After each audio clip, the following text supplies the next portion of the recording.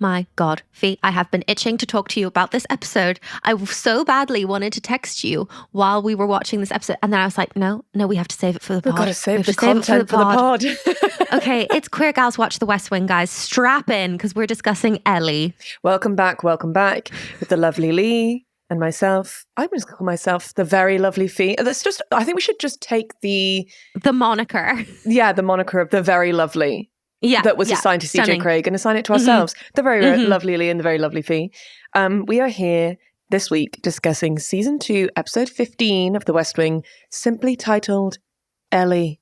Wow. I love a single name ep. Throwback to Mr. Willis of Ohio. Who is so intriguing. Who will Ellie be? And I have to say, from moment one, from the moment I saw the episode title, I did put in the shared doc, dare I dream another Bartlet daughter? And I was like, it simply has to be. Should we delve right in, Leigh? I'm so excited. Let's just go. Get ourselves on in there. The previously on this week is going back to this bloody blue ribbon commission thing from the State of the Union, which is fine. Like, it's just ongoing. But it is also, Leigh, giving us Andrea, Toby's ex, be still ours and Toby's hearts. And also perhaps a trip back to kind of drug legalization and or drug laws. For sure. So we open this episode on Wednesday night with a live web chat. Wow, nostalgia. Wow. Before we get to the live web chat, I was pausing so intensely to look at every photo on this text. Yeah, we do like I a was pan convinced across, don't we? that we were opening on Ellie. I thought this was going to be Ellie. Yes. So I was like, oh my God, is it a Bartlet sister? Yes. Because there was a photo of her like in uniform shaking hands with the president. I was like, So we noted the military photo with Jed. Then we also noted like a photo of what I assume is like her like in a hospital scenario. So I'm like, oh, like maybe this is Abby's sister, or like maybe Abby's the link here. But we get distracted from the photography into the web chat. There is a woman behind a desk. There's a person typing up what she's saying into a web chat. And there is a person asking her questions from like people on the World Wide Web. People in the chat room. So I'd like to take a moment for the people in the web chat. It's very like Hotmail, MySpace coded, the names, people's usernames. And I just think, and I don't want to sound old because I'm not, I'm young. I'm a spring chicken. But Gen Z will never understand the thrill of the sound of dial-up and the pure rush of Tumblr. Oh my God. Discovering someone from high school's Tumblr that was not like publicly known information and discovering that you just had like a window into that person's most deep inner thoughts and they had no idea that you'd found it. The thrill. The rush, Leigh. The thrill. It's the weekend. I've gone round to a friend's house or a friend has come round to mine and we are sat together, one of us on like a kitchen chair, one of us on a desk chair in front of the home computer. We have been allowed an allotted time of dial-up internet and we will use this time to just like surf the Wild Wild Web. Also like go on chat rooms was a real vibe for a while. Oh, for sure. I have a cousin who met their future spouse in a chat room. Yeah. So yeah, there's just a lot of nostalgia in this opening for me. Yeah, but I have to say I'm immediately obsessed with the woman who is answering the questions, from the haircut, very Princess Di, down to the oversized sweater. Also, the hair, I'm wondering, a color reference for, you had mentioned that you might be interested in going kind of a strawberry blonde, red tone in future. Perhaps a color reference for you, just a note for Fiona I will be going to our hairdresser friend of the pod, Dan, and I will be giving to them just purely reference images from the West Wing, from the various redheads, and just being like, do what you will. Do what you will. I'm going to note that it's a Stanford jumper too. She looks hot in just like very official, very capable, knows what she's talking about, but just like in an oversized uni sweatshirt. Yeah. Now, Stanford has a really good medical school, right? They're like famous from... Stanford has a really good everything. It's an Ivy League, right? Yeah. So this woman is talking about the kind of like health benefits or health like problems associated predominantly with marijuana is what she's talking about. And she's like leant back in her chair, very cool, very suave. we flip from this into the West Wing and Josh Lyman wanting to go home. A classic Josh and Donna open, if you will. Yeah, and Josh is like, wow, I'm getting out at 9 p.m. Who am I? What an image of efficiency and professionalism. And also he's like, the president is away in Tokyo and like, look at us getting out at 9. Like maybe we're just like amazing at our jobs when he's not here like fannying around, which I think is hilarious. It's very the energy of like congratulating oneself on doing an efficient close. Yeah, just at work being like, do you know what I actually did? Like I rocked that out in less time than I normally would. And it's, you know, whoever's opening tomorrow is just going to be, actually I'm expecting a text. Yeah. To say, wow, thanks so much. Your clothes is amazing. The text will never come. Leigh, you've put a note in the shared doc, which is like a reference back to something we were talking about last week, which is Donna's styling. Do you want to expand on that? Something has definitely changed in the costuming, and I can't put my finger on what it is. It's not that she looks older. That's not what I mean by saying more mature, but there's something that she's been dressed to look, I feel, more powerful and like sexy rather than like cute girl next door. There's something about that. They've changed something about the way they do her hair, I think, specifically. And that I think it's normally kind of pulled back off her face and kind of almost like a schoolgirl look. Whereas now they've allowed her to have like quite a sexy blow dry. It's possibly that. But it feels like we've had some subtle character development in terms of her styling. Overall, it just feels like a more polished look. Yeah. Josh, meanwhile, is in another lovely brown suit with like a matching like brown MAC light trench and a cute little rucksack. It's very Breakfast at Tiffany's for the 1990s. Yeah. Oh, yeah. Yeah. Lovely. So he's like, I want to get out the door. It's 9 p.m. And Donna's like, well, you know, that's a really great idea. But like, yeah, but did you know that the Surgeon General is doing this online web chat? And he's like, yeah, cool, whatever. And then she starts reading it out to him. And what she reads out is a section which is basically her being like, I don't know, like low-key legalize weed. She's kind of saying like there's not any more health risks from smoking marijuana than using alcohol or tobacco. So yeah, she does mention, so in the UK we have like drugs are in classes. What's the American? The schedules of drugs. That's what I mean. So what she's kind of saying is like marijuana isn't as addictive as drugs that it is in the same schedule as, which feels both medically correct, but also deeply political to say something like that as a Surgeon General. So kind of like love the energy that she's giving. And then Leigh, I was like, wait, am I stupid? Like, what even is the Surgeon General? So I wasn't sure what to do for the study session for this episode. So I actually put it out to the listeners on our Patreon, etc. And one of the suggestions was, what even is the Surgeon General? We're not going to do that this week. We might do it at some future point, potentially if it's relevant again. But just very quickly, the Surgeon General is a like presidential appointment. Right. So kind of in that sense, similar to the Joint Chief in that it's somebody who's appointed by the president. And they are kind of like a public health leader. Okay, that's kind of what I thought it was, but I what I didn't know was whether or not it's a bipartisan decision who gets it or whether it's a presidential decision. So it is a presidential appointment, but they do serve like a 4-year term. Right. At the pleasure of the president. They serve at the pleasure of the president, as we find out in this app. Because our Surgeon General is called Milicent Griffith. What a name. What a name. Love Milicent. Yeah, not a lot of Milicents about. It's a strong name. I would say it's a name one would have to grow into. For sure. So Milicent's opinions about weed are spreading through the West Wing like wildfire, Leigh. And it is unsurprising that everyone is stressed because this is a bit of a news nightmare. Yes, in a way that obviously it would not be in 2024. But if we put ourselves back into last week's study session, obviously we are in the midst of Clinton's tough on crime, mass incarceration for drug use moment. For sure. So the team assembles. Toby is seemingly in charge of this Blue Ribbon Commission and is deeply stressed, as per usual. CJ is firefighting, as per usual. Sam is just thinking about something else entirely, as per usual. And Josh is like, no, but my thing, guys. My thing is the most important. And anyway, we have this bananas moment where they're trying to work out, because Jed is in Japan how long they have before he will land back in the United States. Yeah. And it's a lot of calculating of world time zones. Which gave me such intensely horrifying flashbacks to corporate EAing. I cannot express it enough.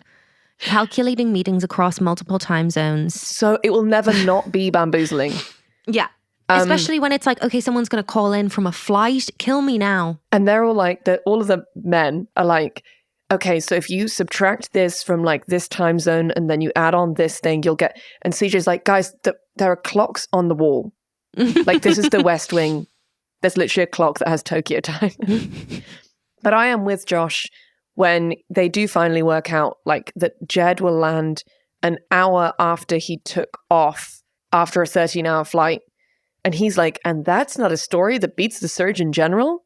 I'm like, I'm with you, man. I think the way that time passes or doesn't pass when you're on a flight is the most crazy thing. And it's never not entertaining.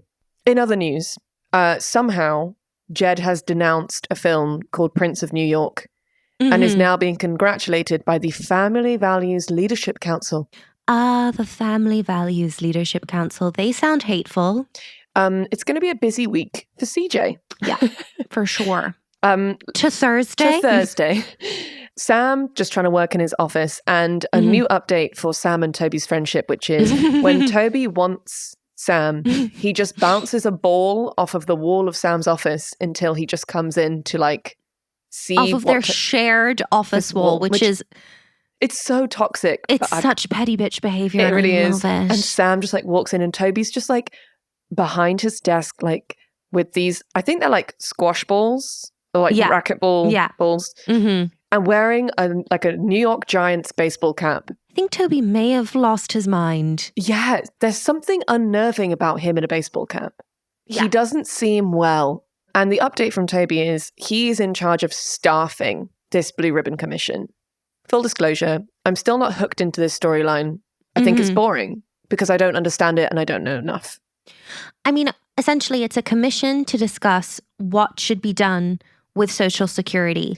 So, which is really interesting. Retirement age, benefits, all that kind of thing. It's really interesting, but kind of what Toby is really frustrated about is he's like, this is almost impossible for us to do anything about. Because it's such a charged issue from every angle. Yeah. The update from Sam, because he's kind of spearheading this Jed denouncing a film, is actually that Jed didn't denounce the film. Charlie chooses the like weekly film that's screamed. So cute. Which is really cute. The president's like, Charlie, you pick. And Charlie's like, oh, no, like President Bartlet didn't dislike that film. Like, I just thought he wouldn't like it because I didn't think it was his vibe. So I've just chosen him an Alfred Hitchcock film, which is much more Jed's lane. Alfred Hitchcock is like, if I were to choose one film director that I would be like, that is going to be Jed Bartlet's vibe. It is Alfred Hitchcock every day of the week. I just think any film with Jimmy Stewart in is like Jed Bartlet's vibe. Do you know what I mean?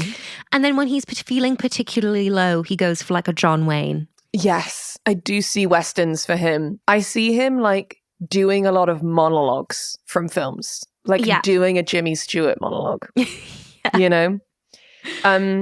But what's the plan? So Josh is on a conference call regarding the Surgeon General. With people in like so many different time zones. 9 different people. The conference call is so horrifying. It really did give me quite harrowing corporate flashbacks to like people screwing stuff like that up. Yeah. And like I have seen when I've been in like a bullpen of EAs, I have seen EAs go in tears to their boss to be like, I miscalculated the time zones for the really important meeting. Yeah, it's rough. And therefore, we must give flowers to Donna for absolutely pulling it off. Because you know that those logistics were all her. Josh isn't involved in any of that. No. He's not doing that. He can't be trusted.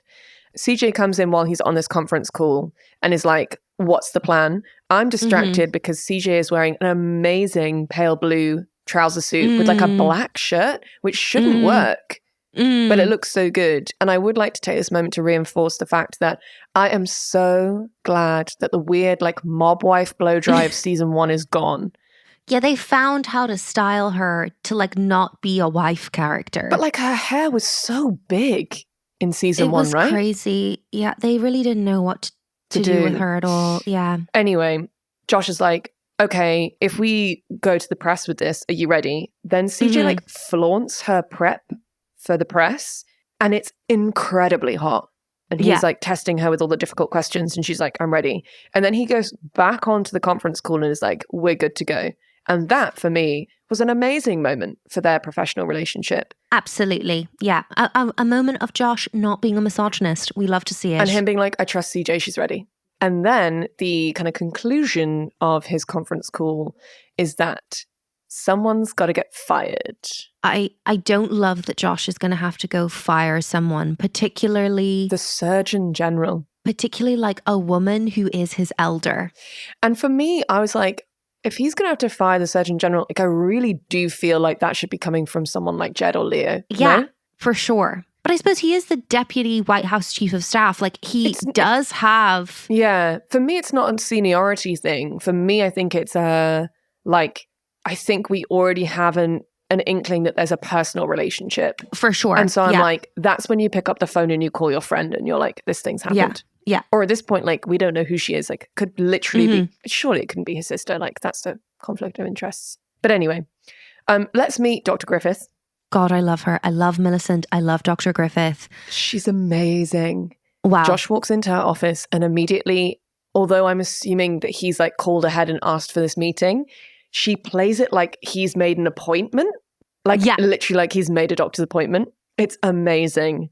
And she's like, how's this? How's your shoulder? How's your breathing? A little bit of info that she was actually one of the doctors who came in and treated him when he was recovering from his gunshot wound. Which I kind of love as a power play to be like, I have a feeling you're here to fire me. You remember that time I saved your life though? Truly. Also, she is all of 5 foot. Oh, we love a petite woman. We particularly love a petite woman in like a power suit. She looks amazing. She's wearing like a deep, deep black trouser suit. And she looks phenomenal. She looks incredible. And the Princess Di haircut is just great. She then goes on to have this exchange with Josh, which I love. Would you like to be Josh or Milicent, Leigh? I will give Milicent to you. Okay. You know, Josh, just because that white supremacist didn't kill you doesn't mean that the crap you eat won't. I eat fine. You eat like you're still in college. I was in great shape in college. You were 19 in college. You could eat Tupperware and your system could deal with it. Now, more men need to be told this. Agreed. Nutrition and taxes. Teach them in schools, please. Please. But not like a diet fad-based nutrition. Like just like this is what you should have in a meal. Like what does your body need? Yeah. Stunning. Now, the thing that I do like about Milicent is she's like, it feels like you're skirting around the subject. Like, what do you want? And Josh is like, we kind of need you to resign. And I love a woman who's like, I will not be going quietly and I'm afraid you're going to have to fire me. I'm going to call your bluff. And she sort of dismisses him, which I love. And I have to say, the minute that she is like, I will not be going quietly into the night, the absolute respect from Josh Lyman in that thank you, ma'am, is really quite beautiful from him. Again, another moment this episode of Josh not being a chauvinist, which we love to see. It's gross. And I will say that any woman who offers a man a lollipop after refusing to resign is my own personal hero. It is so good, isn't it? It's so good. Let's learn a bit more about this film. Yeah. So, the film is produced by someone called Morgan Ross. And Morgan Ross has basically gone on a TV show and been like, screw Jed Bartlet. He's not a supporter of Hollywood. He's a coward for not supporting my film. And he doesn't respect the First Amendment right. So Sam Seaborn, who's kind of been given this as his task for the week, goes to CJ and is like, can you talk to Morgan Ross? And CJ pops off. She says, I'm the enforcer. I'm going to crush him, Sam. I'm going to make him cry, and then I'm going to tell his mom about it. Now, I wonder if CJ knows Morgan Ross from her Cali days. I think she does. Because it's like, as soon as he said the name, she's like, fuck's sake, this fucking guy. Yeah, absolutely. Yeah. But then, Fee, we have the info drop we have been waiting for. The absolute mic drop moment. It's like a breaking news moment. Danny Concannon has been given a quote from Eleanor Bartlet. We have our Ellie. We have our third Bartlet daughter. Finally. We have her name. She exists. And the quote is, "My father won't fire the Surgeon General. He would never do that." Pop off. Can't wait to meet Ellie. Off. Eleanor is clearly a vibe because CJ and Carol's faces when they're like, wait, Eleanor Bartlet? You mean Zoe? And they're like, no, Eleanor. And they both look scared. Yeah, because it's like Zoe, I feel, they're assuming that it's Zoe because Zoe is the youngest. So maybe would like act out a bit more, you know. Exactly. Yeah, she's a college student. She might not realize the ramifications of giving a quote to a member of the press. I just think, you know, like I assume at this point in the episode that like Eleanor is a grown-up, but like that is a wild statement for a member of the first family to make. Wild. Crazy. We cut to Bartlet kind of coming off the plane, just classically like pop quizzing Charlie about Japan. So cute. I love that Bartlet is basically being Charlie's own personal college professor. Yeah. Like, I really hope, I'm just going to say, I'm going to put it to the universe for obviously we've got like 4 more seasons left of this. But I really hope that Charlie does get to go to college one day. Me too. He would absolutely walk it at this point because I feel like he's having like the craziest apprenticeship ever. So Bartlet and Charlie are like going to go up to the kind of the press who are out waiting for the plane to just chat about Japan and how things went. And Leo kind of scoops up Jed and is like, "We're not going to be doing questions." And Jed's like, "Why?" And he's like, "Eleanor." I'm screaming that everyone including Jed is thinking that it's Zoe that said something crazy. Yeah. And like, he's like, "Oh, Eleanor said this." And Jed's like, "No, you mean Zoe." So my guess was at this point, like, okay, so because it's something kind of wild to say and everyone is surprised by it, we're like setting up Eleanor to be like the sensible Virgo older sister. And therefore this feels like out of character for her. Yeah. I personally, like having met Zoe in this show several times, would never say that she's acted kind of like crazy. You know what I mean? Like, I actually think that like Zoe's reasonably straight-laced. Yeah. But anyway, Donna is down to legalize weed. She's down to legalize weed and she's wearing a lovely burgundy blouse and black slack. Yeah, she looks really good. But it's also really nice to note, Leigh, that Josh has done nothing with the information from Joey Lucas last week. There is not a whisper, not a word of the fact that he was told by a woman he was flirting with that his assistant was in love with him, essentially, and that he should do something about it. He has done nothing about it, Leigh. This is extremely correct. Nothing. True to life. Not a whisper. Not even an extended look. In the words of your gorgeous dad, it's very, what we do, Fiona, is we take our feelings, we put them in a box, we put that box away. And that is why I am the way I am. But yeah, it's toxic from both of them at this point. So Bartlet is like on an absolute, like on the warpath. Grumpy dad to the max, because obviously this is a huge news story and it's basically like exploded the way that they were planning to deal with the Surgeon General's comments. And he is assuming that Danny Kilcannon called Eleanor to ask for a quote, which obviously would be crossing a line. And like a huge violation of privacy. Yeah. The mic drop of the fact, like when CJ is like, no, because Bartlet's like, "I want you to take away press privileges." Yeah. He's like, he's out. And CJ's like, no. Eleanor called him. I love the wind being absolutely stripped from an irate Jed Bartlet sails. Stunning. Jed says, "I gotta hand it to you guys. You've pulled off a political first. You've managed to win me the support of the Christian right and the Cheech and Chong fan club in the same day." Just like Jed actually trying to do some international diplomacy. And then returning to like a massive bin fire of like internal problems in the West Wing. Unsurprisingly, as an angry dad, he is like, "Get Eleanor down here at her earliest convenience," and then stops himself and is like, "Actually, screw her convenience. Get her ass down here." Also, I'm screaming that Charlie is being tasked with this as like her little sister's boyfriend.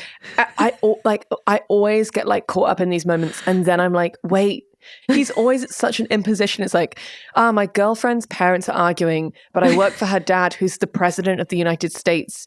And like, his wife is the first lady, but is also my girlfriend's mum. And now I have to go to my girlfriend's mum and be like, your husband is angry with you, but like he has to take this meeting. Like it's so inconvenient for him all the time. Mental. Shall we to Toby having breakfast with his ex-wife? Oh my God, please. Although a brief moment for, again, Ginger with a gorgeous burgundy look. Ginger, just redheads left, right and centrally. So another classic sort of tete-a-tete moment between Toby and Sam. Toby's talking about the Blue Ribbon Commission and the stress he's got. Sam's like, what's your plan? And Toby says, first thing I have to do is be nice to a liberal Democratic congresswoman. Will that be hard? Well, it was when I was married to her. Andrea, hey, lovely to see you. Unbelievable scenes from Andrea. She looks amazing. And like, yeah, she's like sat on a little sofa and like Sam and Toby go over to her. Toby, like the performance is unbelievable because he like kind of like fumbles with his body and then he like holds out his hand and she like, you see her clock it like, okay, that's weird. And then he like shakes her hand. He goes, good to see you. Thanks for coming. You look fantastic. And I will say, I think obviously the actor playing Andrea, I think is obviously younger than Richard Schiff. Yeah. And I feel like in her previous appearance, they tried to like age her with her costuming to make her look kind of more similar in age. They dressed her quite dowdy last time, I feel, and like did her hair very pinned up. Whereas like, I love that in this scene in the pantsuit, which fits her like a dream. She's just being allowed to be as hot as she is. Exactly. She very politely starts making some conversation with Sam, asking him how he is. He begins to answer and Toby just cuts him off with, who cares? And then Sam just walks away. And at that point, Andrea like is like, oh, it's good to see you. And just like kisses him very gently on the cheek, which is very cute. But also you just see him being like, oh, I'm in love with my ex-wife. And I always will be. At which point she says, this is going someplace hysterical. What a way to open a conversation with your ex-husband. Because he's behaving like a loon. Yeah. Like I love that basically Aaron Sorkin's view of romantic heterosexual love is clearly that like the women who men love make them into absolute lunatics. Yeah, which I kind of rate, actually. Yeah. So Toby takes Andrea into his office and he's like laid out a little breakfast for them. I don't know why, but the fact that he got snacks for their meeting made me very emotional. I know. It's like he's trying to like make it a thing. Yeah, I know. Like it's hoping it might make her stay longer. And we sit and we have coffee and we have Danish in the hope that calmer and dare I say prettier heads prevail. Oh, I miss patronizing sexist Toby. I was referring to myself. Yeah.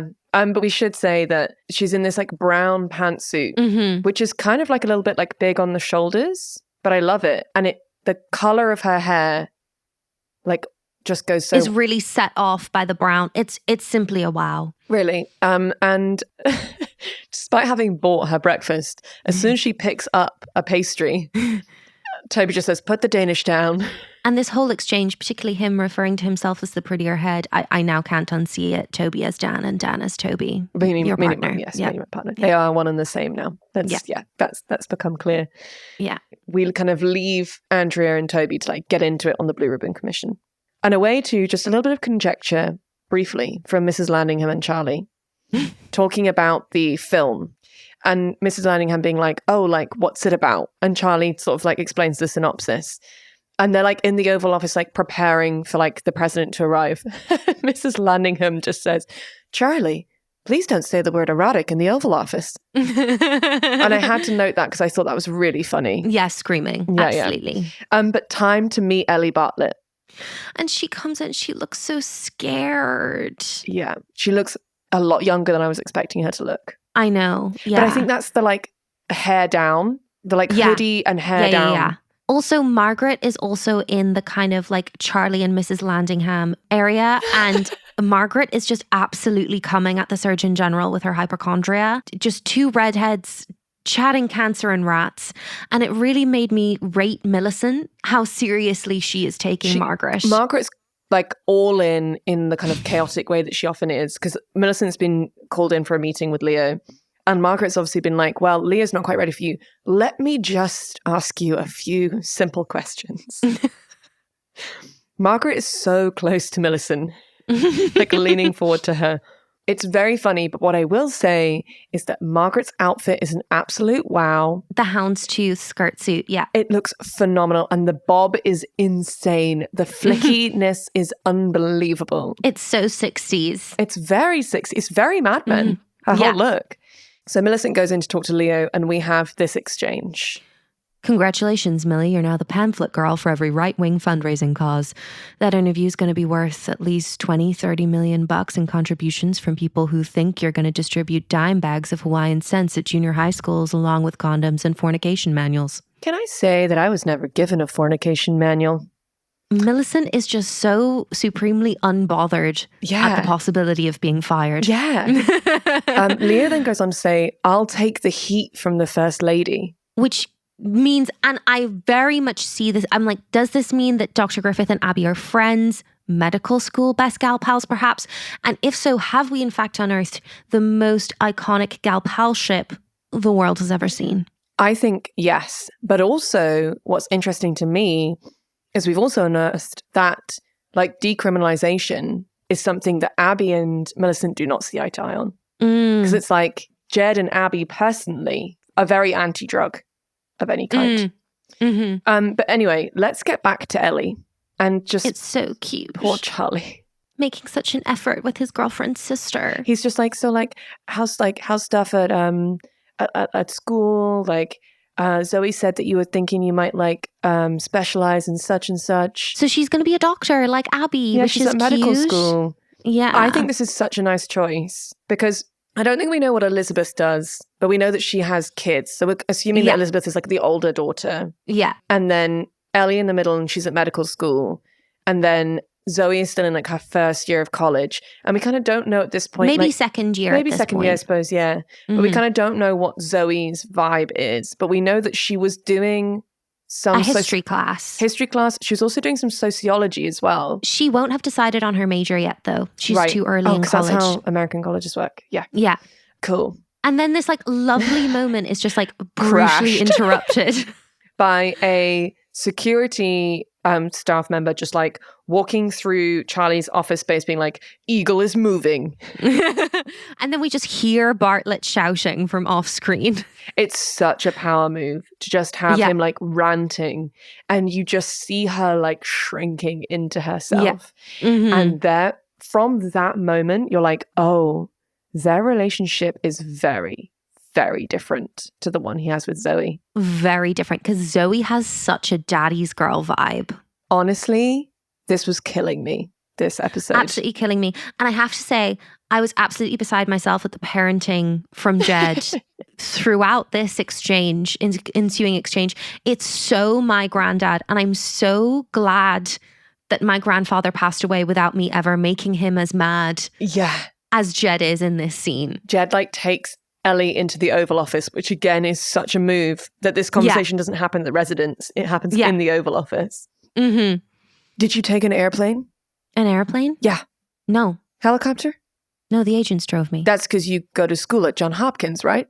Dad? And Johns Hopkins is in Baltimore. I'm asking because Baltimore is a 45-minute car ride from Washington, D.C., and we hardly see you anymore. So I thought either you transferred to a different medical school or they moved Johns Hopkins or they moved Baltimore.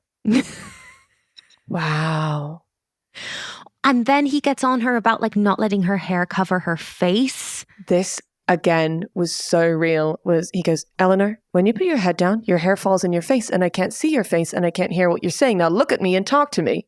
Jed is scary. When he's angry at Zoe. So if we think about the like when Zoe went to a bar when she was underage. Yeah. And like someone tried to like come for her basically. He was like, I thought you were going out for milkshakes.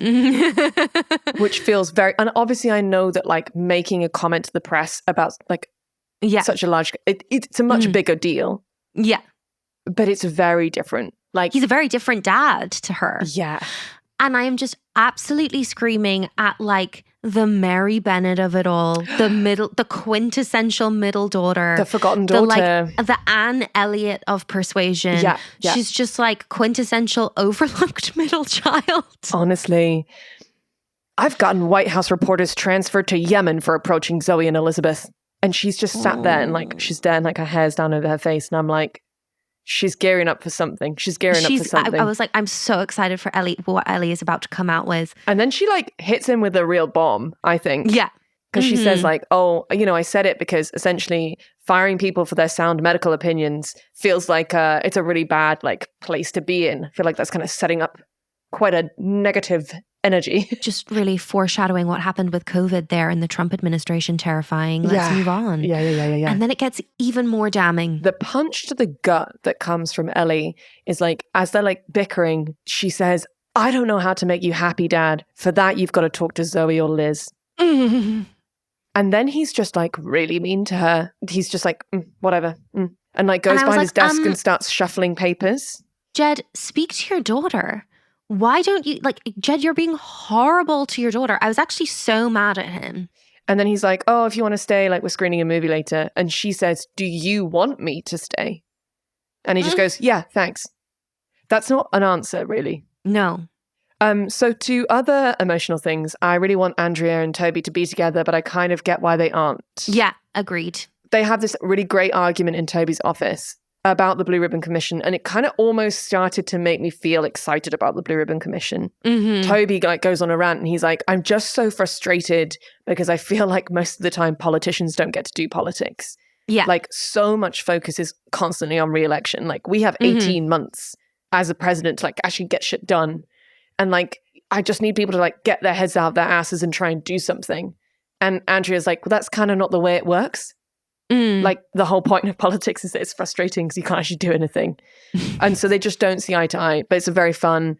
And like, I don't know, they just have great chemistry. They have such good chemistry. And I think basically Toby's like, look, I have to put certain people on this commission to make it balanced because it's a bipartisan commission. But then in doing so, probably nothing's going to change because then those people will never see eye to eye. And then what we do come out with, everyone will hate anyway. So like, what's the point of me even doing this? And I'm really tired.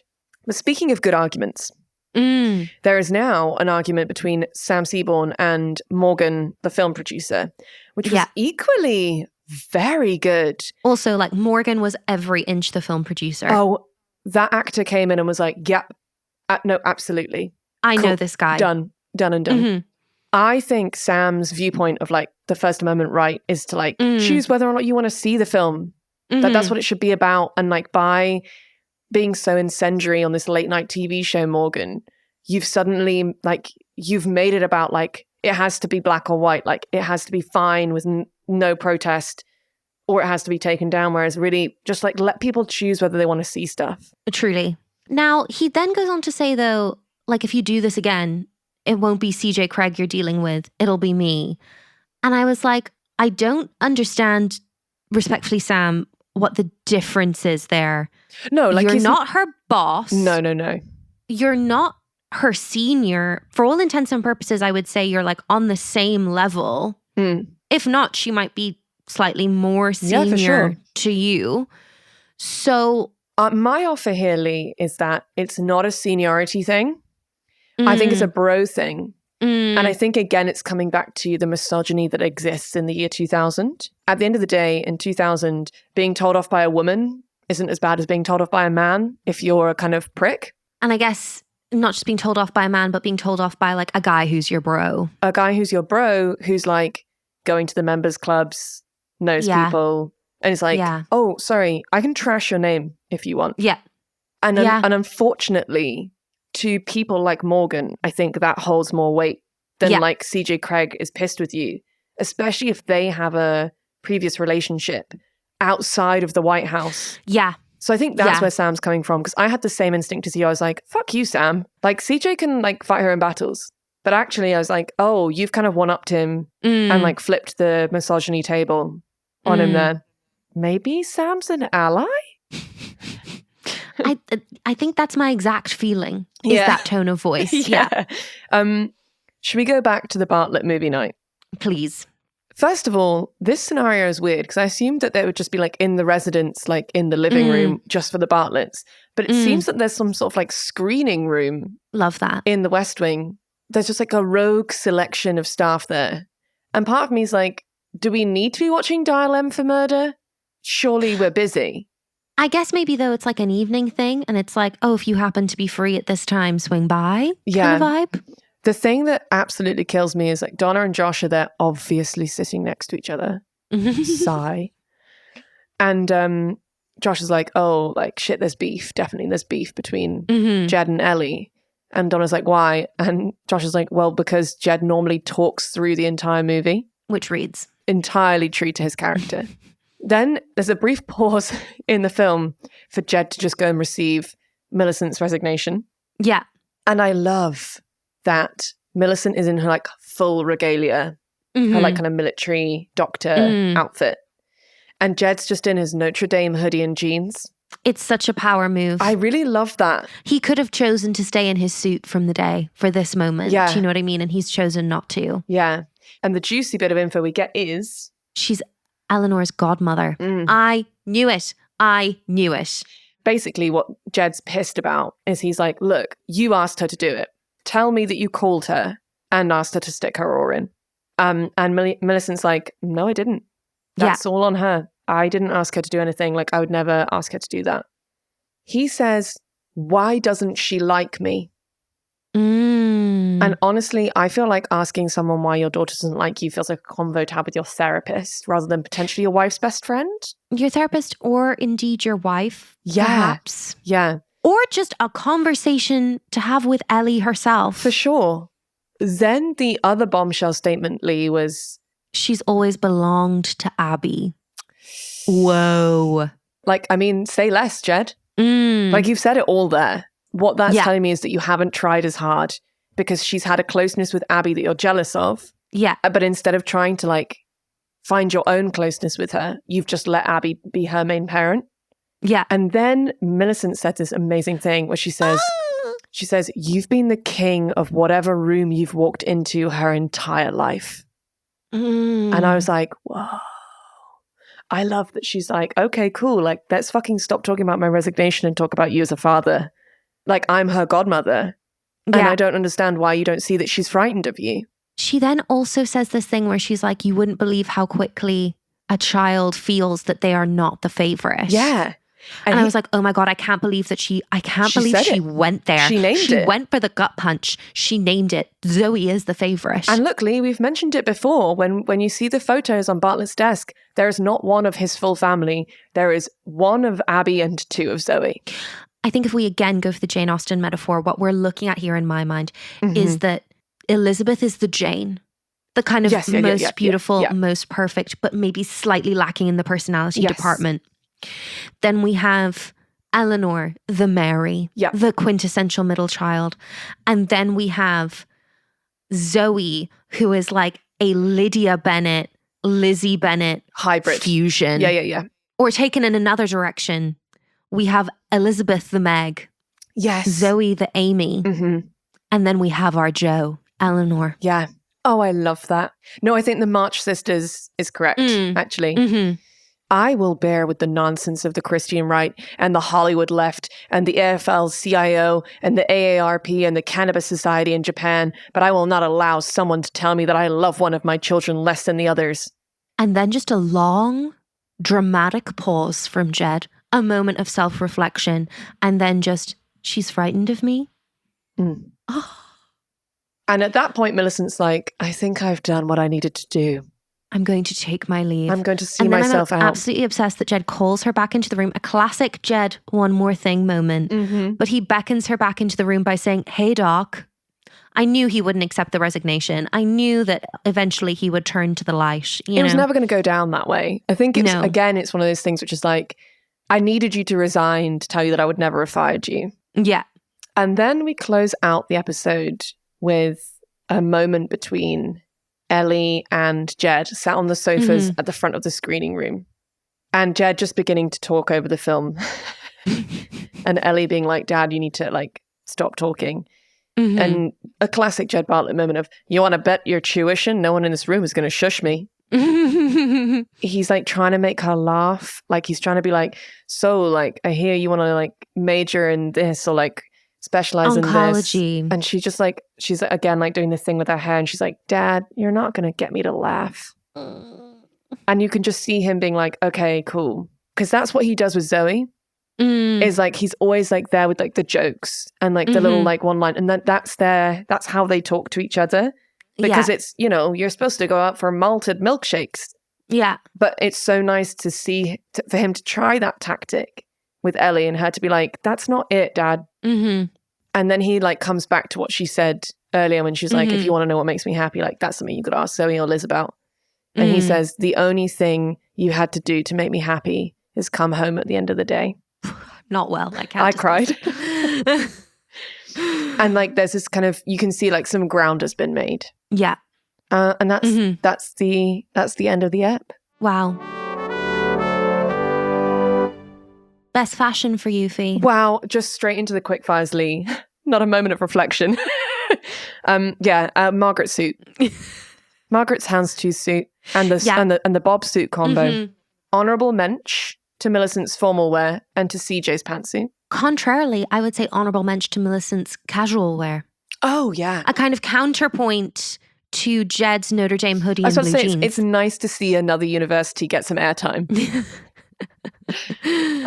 What could a British or Irish politician never get away with? Yeah, I'm going to give it to what you've got in the shared doc, talking through a semi-public screening of a film. Yeah, because that's really annoying. Yeah. Now, how long until guns, abortion, free speech, religion come up on a like bingo card? Once again, drug laws raising their heads. Very interesting to see like the Bartlet administration or like the Bartlet's personal stance on that. And also kind of like free speech with the film and everything. But Leigh, your best writerly moment.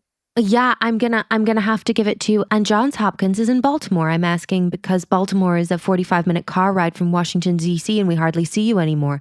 So I thought either you transferred to a different medical school, they moved Johns Hopkins, or they moved Baltimore.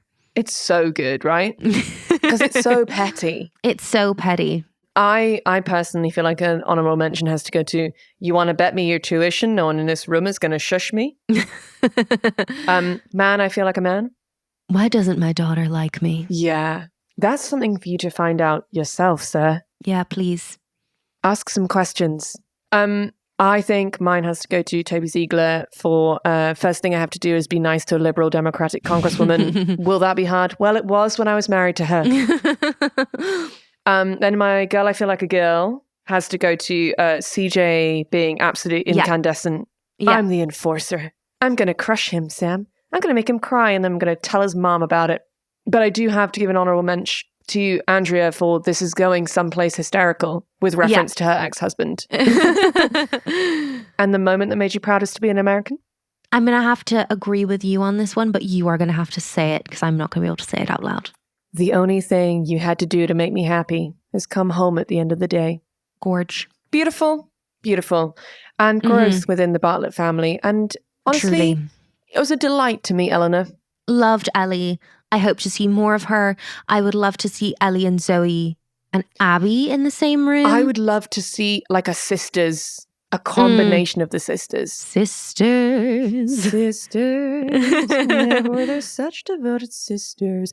I would love to have a moment where like Jed Bartlet is like the most powerful person in the world, but is just like surrounded by these women arguing. Would love. Yeah. I want him to be Mr. Bennett. Yes, agreed. Just like why are these women? Well, that's me done, Leigh. Excellent. So where are we going? Inspired by Ellie, and I would like to thank Whitney, one of our patrons, for suggesting this as a study session, because I was kind of stumped for this episode. There wasn't kind of somewhere clear for it to go. So I put it to the listeners, and one of our patrons, Whitney, suggested this, and I had a lot of fun researching it. So please do suggest your study sessions, because I love doing listener requests. I do note there have been some other listener requests which I'm kind of keeping in my back pocket for when they might become relevant, which I'm also very excited about. But what we are going to talk about today is the White House press corps, where they get their info, what they're allowed to do and not allowed to do, and kind of where it all came from. Because it's a very sexy job. It's a very sexy job, but also, what lines are there to cross and keep uncrossed as regards the first family? Do you know what I mean? Ooh, yes, please. Okay, so freedom of the press is written into the Constitution by the Founding Fathers. So it was something that, like, from day one, the founding fathers were very much on board with. Thomas Jefferson is quoted as saying the only security of all is in a free press. However, when he became president himself, he became quite critical of the partisan contemporary press. In his private writings, he wrote, "Nothing can now be believed which is seen in a newspaper. Truth itself becomes suspicious by being put into that polluted vehicle." Wow. So yeah, Tom was not best pleased with the press. Now, like, it has to be said, there was no real like codes of conduct in the press at the time. Yeah. So people were kind of just saying whatever they wanted, whether it was true or not. And obviously that doesn't happen today. No, couldn't possibly. Pregnant pause. Now, during his campaign against John Adams, they both used the press to levy insults at each other, which also kind of fueled. Thomas Jefferson is often remembered as like a great hero and supporter of the press, but you can kind of also see why he had a complicated relationship with the press. Jefferson himself, now this is not great from any side, but Jefferson Allied Papers said President Adams was intersex, but obviously using the outdated form, the outdated wording for that, and also accused him of being a hypocrite. Adams' camp basically launched a racist attack against Thomas Jefferson, basically claiming that he wasn't actually white, and also accused him of being an atheist and a libertine. Wow. It was all kicking off then, wasn't it? Famously, as we saw in Hamilton, it really kicked off between John Adams and Thomas Jefferson in quite a big way. But so kind of in the 1800s, the White House starts taking shape as an institution, as well as the kind of professional executive staff in the West Wing is also starting to take shape. The White House starts to become like a distinct beat for the press. At the time, the presidential offices were on the second floor of the White House. That's no longer the case. But in Abraham Lincoln's term, that's where the presidential offices were. And reporters would often wait outside those offices in hopes of kind of catching I love news. That. Just sort of like listening at doorways. Exactly, yeah. And it was also in the 1800s that presidents started to hold kind of press briefings, press conferences with reporters. Then we get to Teddy Roosevelt, the father of political spin. Obviously, we know Teddy Roosevelt. We remember him well from the time that he was shot and had quite an incredible reaction to it. But he basically understood how he could use the power of the press to communicate with America in a way that no president had before. He organized publicity stunts for himself by, he went to the bottom of Long Island Sound in a submarine to show support for warships. He also used the press to his advantage in his decision-making by giving reporters information purposefully on a Sunday and then basing his decisions on how the public reacted to Monday morning papers. Interesting. Now, he did have a problematic daughter. Tell me more. Alice Roosevelt loved to read and wordplay, but she didn't have a huge amount of schooling. Her most recent biographer, Stacey A. Cordery, says that she was a female caricature of her father's most criticized traits: impetuosity, stubbornness, and insensitivity. When President McKinley was shot, so we'll recall Teddy Roosevelt was President McKinley's vice, and then when President McKinley died, Teddy Roosevelt stepped up. When McKinley was shot, Alice, in her own words, experienced sheer rapture and danced a jig. Not something to publicly announce, I don't think. And Theodore Roosevelt said to the writer Owen Wister, "I can be president of the United States or I can attend to Alice. I cannot possibly do both." That's an amazing quote. That is amazing. Like, my daughter is so much. Managing her is the equivalent to being the president of the United States. Yeah. So the first daughter chewed gum, smoked in public. She also showed up to a party once wearing a live snake as a necklace. Where?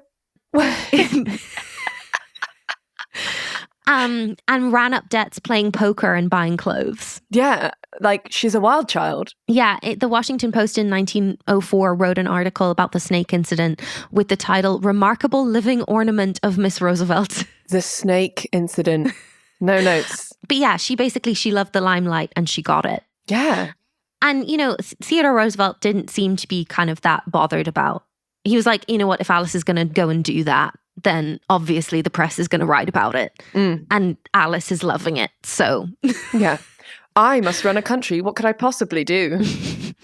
Now, President Wilson comes in. He has a very different relationship with the press. He immediately is trying to curtail the freedoms of the press through censorship and propaganda. He basically wanted the authority to exercise censorship over the press, and this is a quote, to the extent that that censorship is absolutely necessary to public safety, and tried to pass legislation to that effect. But luckily, 3 Republican senators prevented that law from being enacted. So for the first time on this podcast, thank you, 3 Republicans. In 1913, he threatened to do away with presidential news conferences, complaining that, quote, certain evening newspapers quoted remarks that he considered to be off the record. Oh. Which led, in January 1914, the regular press corps to form a group called the White House Correspondents Association. Okay, which would be the origin of the White House Press Corps. And indeed, the White House Correspondents' Dinner, which is quite famous. Oh, yeah. Okay, yeah. Cool. So the original mission was basically to keep President Wilson doing press conferences. But 100 years later, it still exists and has an expanded mission to kind of push for broader access for journalists to the White House and vigorous reporting on the presidency. Stephen Ponder, the author of Managing the Press, Origins of the Media Presidency, says, quote, by the Wilson administration, White House press conferences had turned into Washington free-for-alls, including hangers-on who competed with one another for attention and for scoops or tips that might influence the stock market. Because obviously also we're about to get into the booming 20s. So the stock market is everything. And so the first order of business for the WHCA was basically to make a way of making it so that only accredited journalists could get into the White House press corps. Oh, okay. And kind of make it slightly more regulated, but not regulated by the government, rather regulated by their own association. Yeah. So that's kind of what Jed was talking about when he was like, strip him of his, like Danny Concannon of his license, basically. Yeah. Now, interestingly, from the perspective of this particular episode, Wilson was particularly irritable about the press's fascination with his 3 daughters, who were all kind of independent young women and had very active political and social lives. They all sound like icons. The eldest Margaret was 26 in 1912 and a professional soprano, and she often performed at army camps during the war. She never married, but eventually moved to India to live as a mystic. Okay. That's incredible. So then there's Jessie, who's a year younger than Margaret, and then Eleanor, who's 3 years younger. And they were both married in the White House in 1913 and 1914. President Wilson was a very devoted dad, and he bitterly lectured reporters at press conferences for intruding on his daughter's privacy, because obviously his wife died while he was in office. So they kind of didn't have another parent there. So he really got at reporters for invading his daughter's privacy when there was a lot of speculation in the press about their romances in print. Right. At a train stop in 1913, Eleanor, or Nell, as she was known, which I love, snatched her suitcase from reporters, ignoring their calls to wait a minute. And an observer declared, Miss Eleanor didn't wait a minute. She just jauntily continued on her way, swinging the suitcase, which didn't seem a bit of a load to the youngest daughter of the White House family. He also really harangued reporters at length for stories reporting on her engagement to William G. McAdoo. Just taking a moment for that. That's her name. Who was Wilson's Secretary of the Treasury and 26 years older than her. Oh, 26 is quite a few years, isn't it? Yeah. She was like a young woman. He was not a young man. Her dad was quite shocked. She fell in love with, he'd been President Wilson's campaign manager.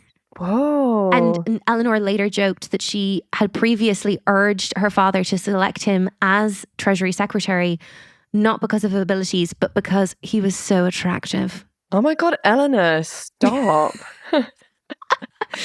So through all of this, Wilson stops giving press conferences, basically, which then we get to how the White House Correspondents' Dinner was started, because the new president that came in, President Warren G. Harding, was a newspaper publisher. And so the reporters really saw him as like one of their own. one of his first acts as president was throwing a dinner party for the correspondents who'd covered his campaign. And so the White House Correspondents Association decided to reciprocate by throwing the first White House Correspondents' Dinner. That's really interesting. I didn't know that was the origin of that. Which then in 1930 is when the position of press secretary was established.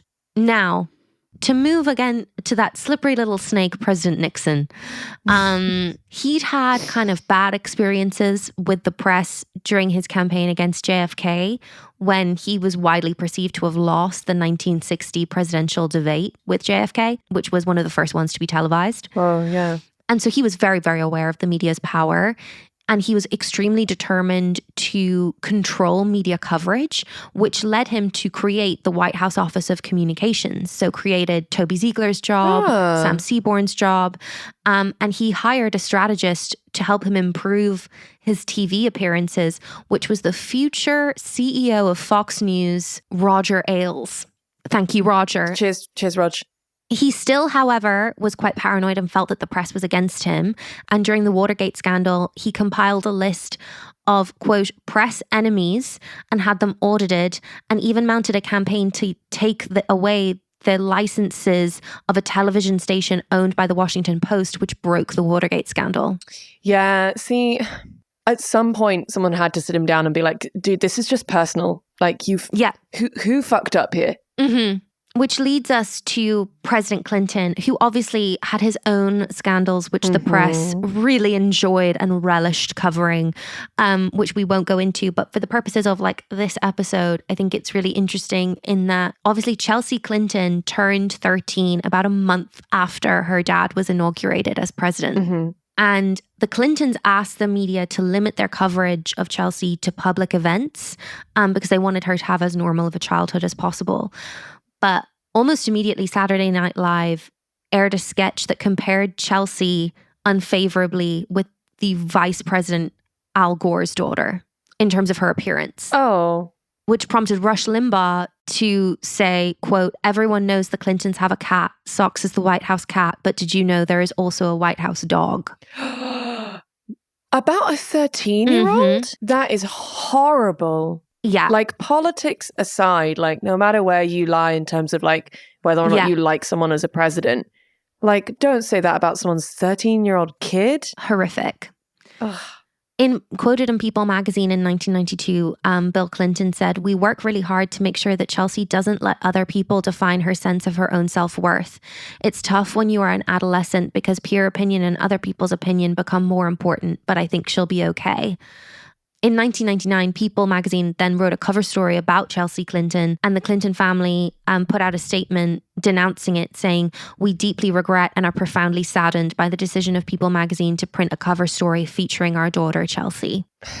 It's really tough. And it's the height of heroin chic. It's the height of some of the most toxic discussion of women's bodies in the 90s. Yeah. And unfortunately, this like innocent between 13 and 20-year-old girl is like in her most vulnerable years. And also like when a lot of changes are happening to your body, you know? Yeah. I think that's the thing is like when I look back at being that age, also it's a period of time like you don't know who you are. So you're trying on lots of different stuff. Like you're playing around with like makeup and clothes or like, you know, what do I like? Do I like this sort of music? Do I like this? Do I want to dress like this? Who am I like idols? Do I want to be like them? Like, what a difficult time to be so in the public eye. Totally. Now, obviously, during the Clinton administration, there was more than enough scandal to kind of keep the press happy and the papers sold. Yeah.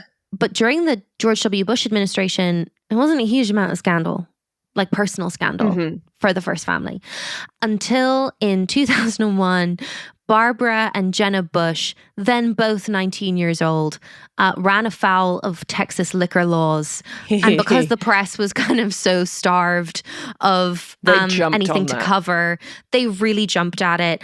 The White House press secretary at the time, Ari Fleischer, told reporters, "I would urge you all to very carefully think about how much you want to pursue this."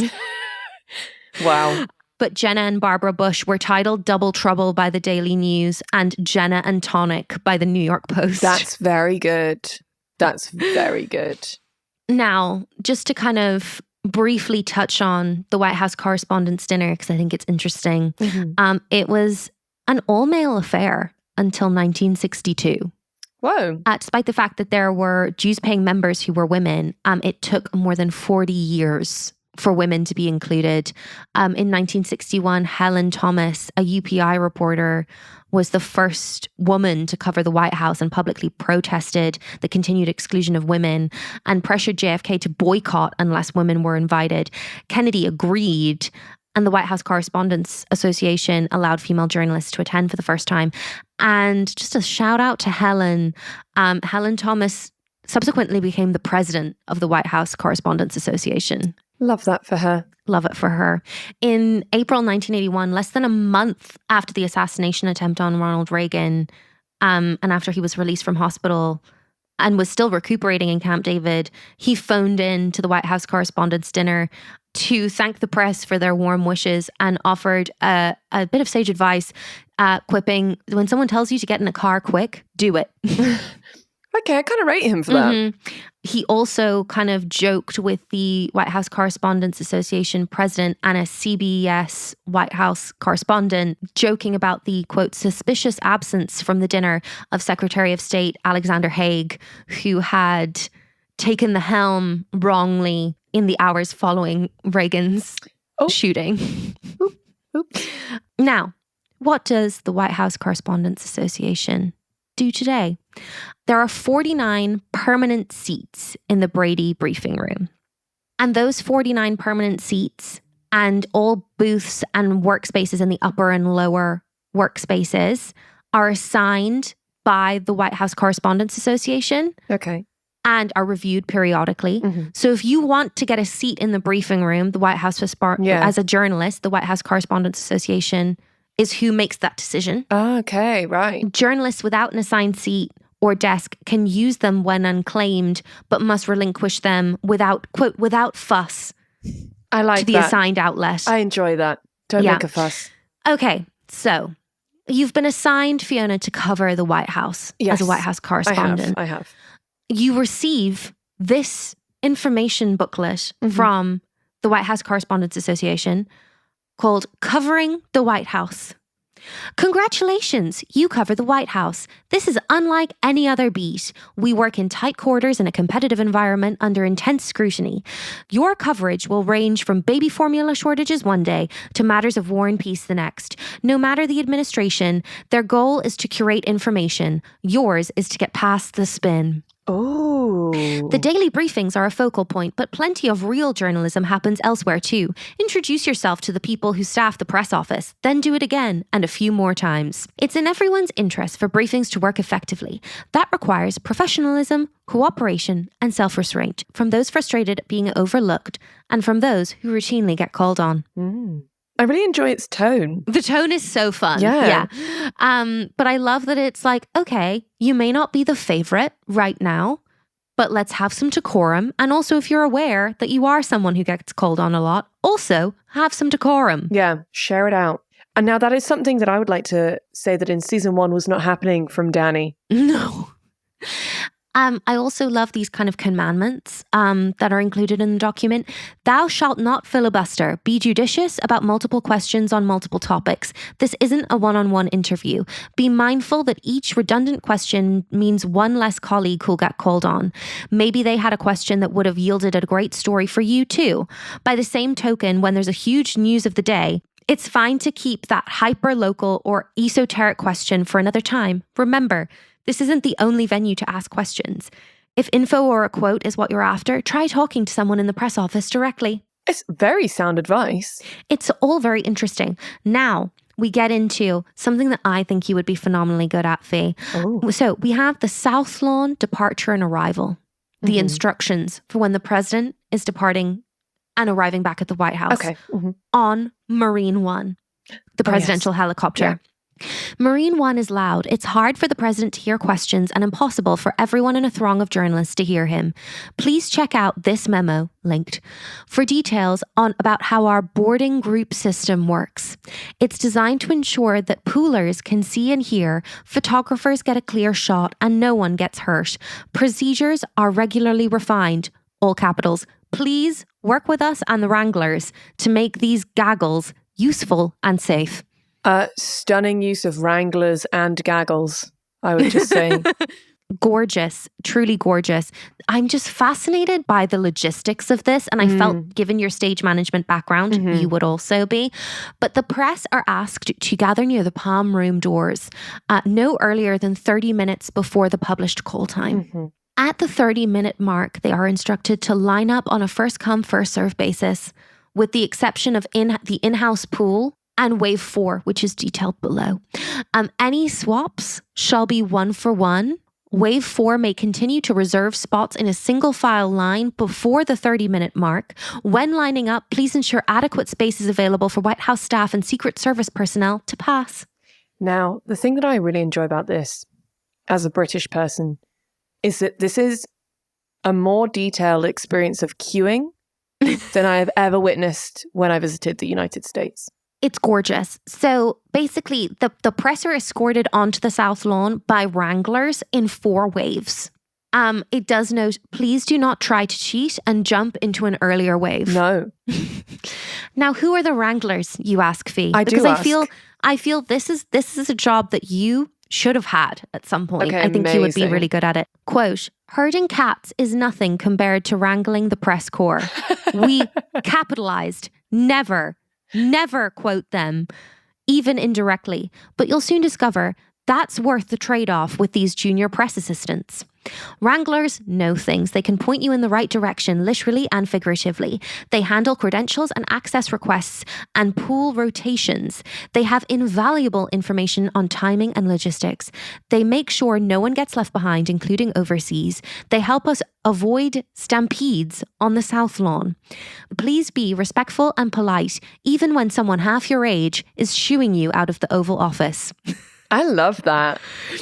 They're under enormous pressure and they're doing as they're told. If there's an issue, find a White House Correspondents Association board member. And keep in mind, they won't always be Wranglers. None get that job by chance. You'll see some of them in more senior roles in a few years. Ooh, yeah. I'm screaming. I love this pamphlet. It's amazing. Good. It's so good.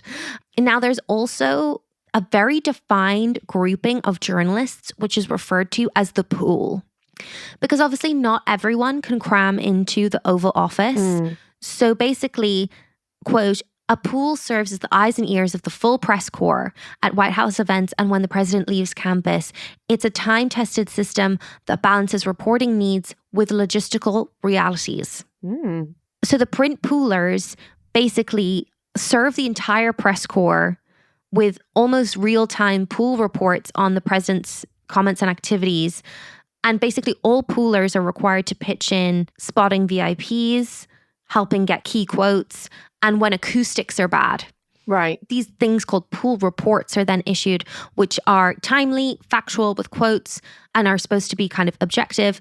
And then the wider press corps can use the information from those pool reports to publish news. Nice. And they're used for the historical record and used by like every news outlet under the sun.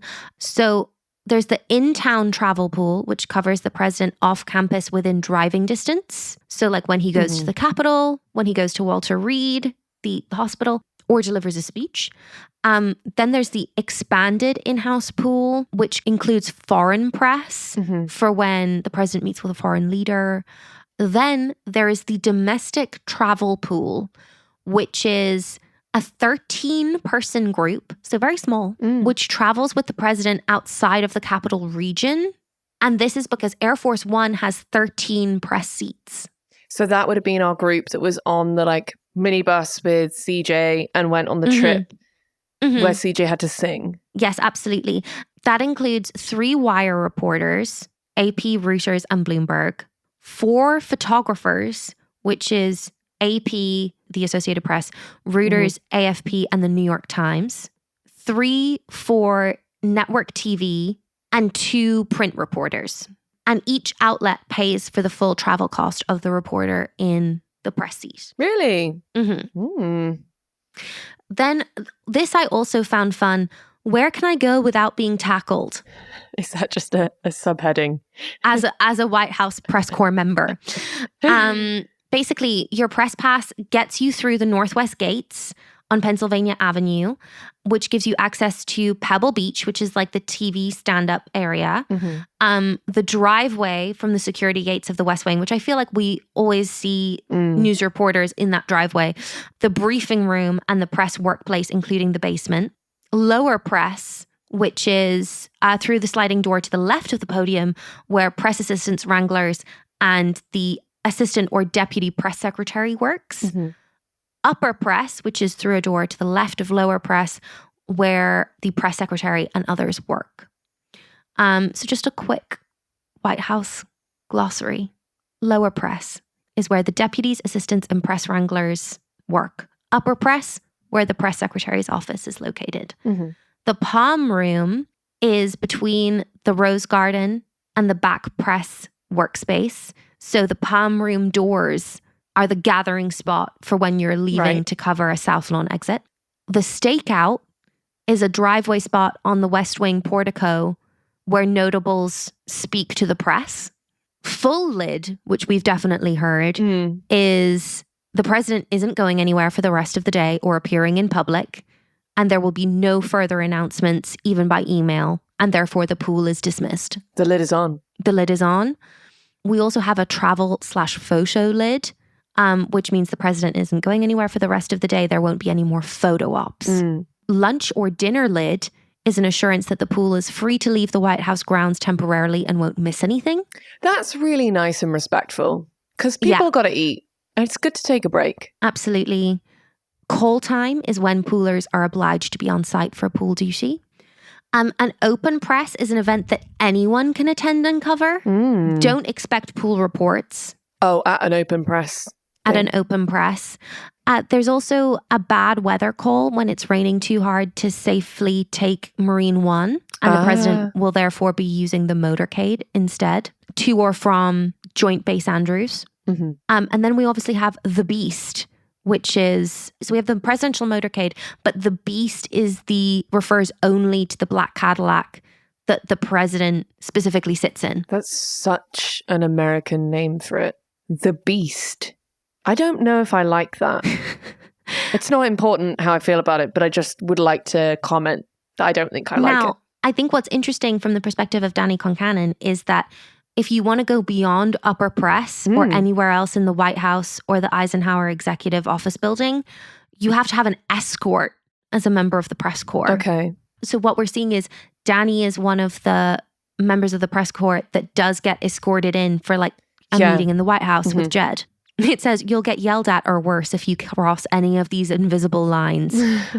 Too close to the main stairs at West Executive Drive, too close to the West Wing portico where the Marine stands. Yeah, I just thought that was a fun window in what it's like to be kind of, I don't want to say indoctrinated because that sounds dark, but inducted, I should say, that's the word, into the White House press corps. No, that was so interesting. I feel like we see them so much, like they're such a present part of the West Wing TV show. But like actually apart from kind of like, I mean, Danny's very much part of the story, but like I didn't really have an understanding of what his job was. So this has been very useful. And I think given that context of like, okay, there are 13 press seats on Air Force One, you can see how kind of a camaraderie gets built up. A camaraderie or a lack thereof, an enmity, shall we say, between, because they're working in such close quarters together, the various reporters. Oh yeah, no, it's juicy. And I especially love that the White House Correspondents Association is like, please listen to the people who's are likely half your age, whose job it is to shoo you away from the Oval Office. Yeah. And also like at some point they're going to have a lot more power and it'd be really good for them to be on side with you. Yeah. Yeah, I appreciate that. Well, that was really good, Leigh. Thank you. I'm so excited to see where the rest of this season goes. Do we have any predictions on the doors? I mean, I personally think there's got to be a big stumble. I think, first of all, at some point, we need to announce the campaign for re-election. Yeah. Like, I think that's probably got to happen before the end of the season. But I think there needs to be like a big wobble or a big story that's like, okay, are we joking? should we do this or should we not? Potentially Hoynes announcing a presidential run? Yeah. As like a Democratic Party challenger? Yeah, that's the thing is I feel like if Jed's going to go for re-election, what I would love to see is like who he's up against. That's who I'd love to meet and spend some more time with. Mm-hmm. And also just, I'd love to meet the campaign team, whoever they're going to be. Yeah. So those are just my hopes and dreams for the rest of the season, really, rather than predictions. Fab. Well, we are at Queer Gals Watch. Please do follow us on all the socials. Check out our Patreon if you're so inclined. Yeah, have a little peruse. There's some really fun stuff on there. And I've got some fun ideas, which I have yet to discuss with Fiona about what else we can add for our Patreon members as benefits in 2025. So it's all happening. If for whatever reason you do enjoy listening to us and our ramblings and our rabble-rousings, please do pop a little review down. Yeah, so helpful. Yeah, for subscribe, sure. Or just recommend this podcast to other people that you think might enjoy it. Those kinds of things really help. We're really appreciative of them when you do. Fi, I will see you next week for more West Wing. Yeah, let's do it. Until then, just love you, bye. Love you, bye.